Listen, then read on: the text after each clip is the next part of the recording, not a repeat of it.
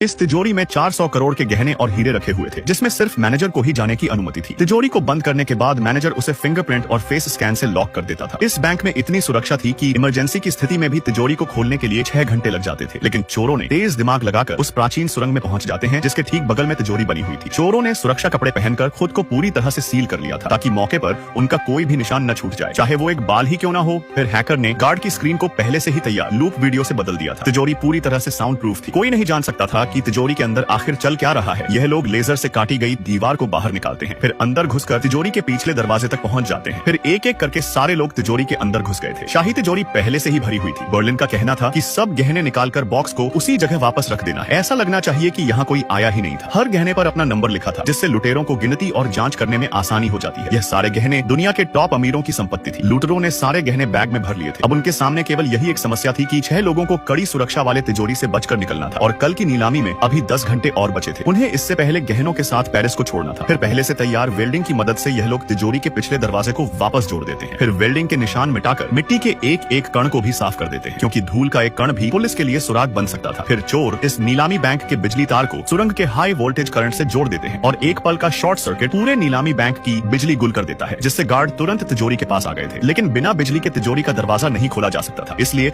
वो एक्सपर्ट को बुलाते हैं, और उस समय के बीच लुटेरों को काटी गई दीवार को जोड़ने और निशान मिटाने का समय मिल जाता है, ताकि जाने से पहले सब कुछ वैसा ही दिखे जैसे खोदने से पहले था। कोई नहीं जान पाएगा कि लुटेरे कभी यहाँ पर आए भी थे। सारे इस्तेमाल किए गए औजारों को भी इस सुरंग की जमीन में दफना दिया जाता है। फिर लुटेरे होटल लौटकर सब अपने रहने के निशान भी मिटा देते हैं, और टीम का एक आदमी गहनों को छोटा करके छोटे छोटे बैग्स में पैक करता है, और उन बैग्स को मछली के डिब्बे में डालकर फिर से उसे सील कर देता है, ताकि किसी को जरा सा भी शक ना हो। सारे सुराग मिटाने के बाद बर्लिन पुलिस को भटकाने के लिए कुछ झूठे सुराग तैयार कर लेता है। वो एक नेकलेस लेकर शहर के बाहर एक बंगलो में आता है और झूठे सुराग बना लेता है। फिर अगले दिन जब तिजोरी खोली गई तो पूरे शहर में अलार्म बज उठा था। तिजोरी पूरी खाली थी। कड़ी जांच के बाद पुलिस को मैनेजर के कमरे से गहनों की संपत्ति मिलती है, जिससे पुलिस ने मैनेजर को ही चोरी के लिए गिरफ्तार कर लिया था। दरअसल बर्लिन ने ही नकली सुराग से मैनेजर को फंसाया था। फिर लुटेरे पर्यटक बनकर अलग अलग अनजान बस से पेरिस को छोड़कर जा रहे थे। लेकिन लुटेरों को पता नहीं था कि मामला इतनी जल्दी शांत नहीं होने वाला है, क्योंकि 34 गहनों के मालिकों ने मिलकर दुनिया की सबसे टॉप जासूस को जांच करने के लिए बुला लिया था, जिससे बचना नामुमकिन था।